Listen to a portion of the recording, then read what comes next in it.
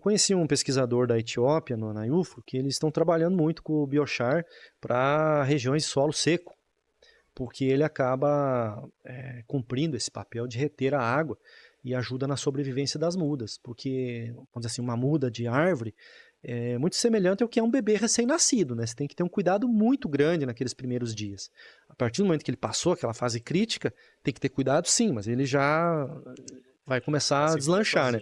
A muda é a mesma coisa, então, vamos dizer assim, o primeiro mês dela é muito crítico, né? Então o biochar pode ser uma alternativa muito boa. O mundo inteiro está pesquisando, né? No Brasil isso ainda é um pouco incipiente, porque a gente ainda tem muito aquela cultura de olhar economicamente se ele é viável, né? Então, para ele ser viável, você tem todo um custo para produzir ele, né? E ele não tem assim um mercado ainda bem definido, né? O que seria um mercado para ele? Pô, a gente vai produzir o biochar, mas para eu vender ele a granel, talvez não vai valer a pena. Tem que montar um sistema para empacotar ele. Aí começa a ficar muito complexa a parte comercial, né? Mas enquanto empresas integradas, o que a gente imagina? De repente você processar seu próprio resíduo da biomassa e fazer o biochar e aplicar no próprio talhão, com fornos itinerantes móveis, fornos metálicos, né? Então você instala um módulo de fornos no talhão, processa aquela biomassa e já distribui. Teoricamente, a aplicação desse biochar deve reduzir algum percentual de adubo químico. Isso já tem a Universidade da Finlândia estudando isso. Em teoria, sim, mas eu já vi estudos da Embrapa para milho, que também reduz o índice de químico. Em tese, essa redução do químico deve pagar a atividade, então dá um efeito zero ali. E o ganho estaria na comercialização do crédito de carbono, né? Sem falar todo o sistema de sustentabilidade, né, de economia circular que você está promovendo, né?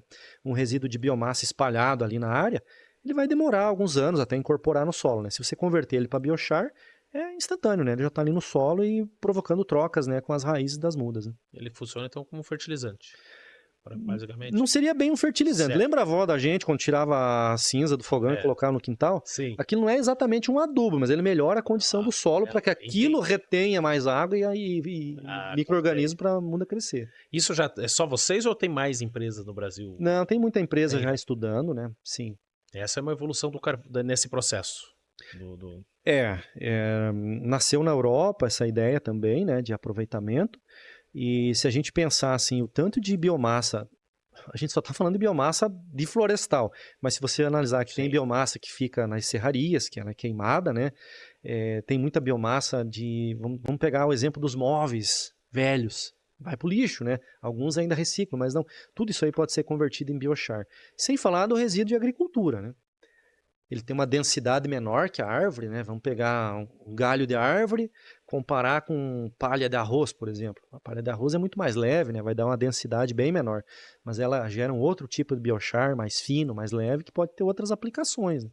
Como na olericultura, por exemplo. No mercado ainda existe uma dúvida muito grande aí, qual que é o destino final do MDF. Sim. Porque o MDF você não pode transformar em energia por causa que ela traz muito produto químico. Sim. Mas quando você fala de móveis, os móveis de madeira mais maciça, seria isso? O Brasil ainda usa muito móvel do aglomerado, né? Aglomerado, exato, é verdade. E aproveitando então, a gente foi até a Finlândia, você contou para nós aí do mercado, mas você participou da UFRO. Da UFRO, que sim. foi na Suécia esse ano. Foi em Estocolmo. Foi em Estocolmo. Que a UFRO significa União Internacional de Organizações de Pesquisa Florestal. Isso. Eu vou deixar você que é especialista, que entende mais, explicar para nós o que é a UFRO e como foi a UFRO em Estocolmo. Bom, a UFRO é uma instituição que agrupa as universidades e os centros de pesquisa florestal do mundo inteiro. São mais de 100 países que compõem a UFRO. A edição desse ano já passou, acho que foram 104 anos já que teve o primeiro. O primeiro foi na Suécia. Aí quem fez a abertura foi o rei da Suécia.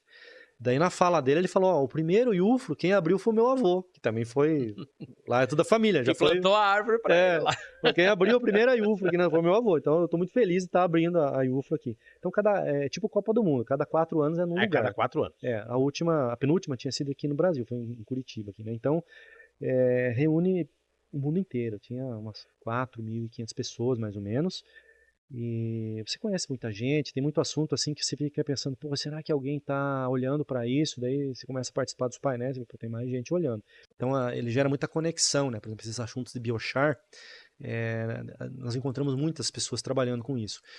Outro assunto assim extremamente interessante e que carece de desenvolvimento, o bambu, por exemplo, né? Eu não imaginava, mas o Brasil já tem 5 milhões de hectares de bambu plantado, principalmente no Acre.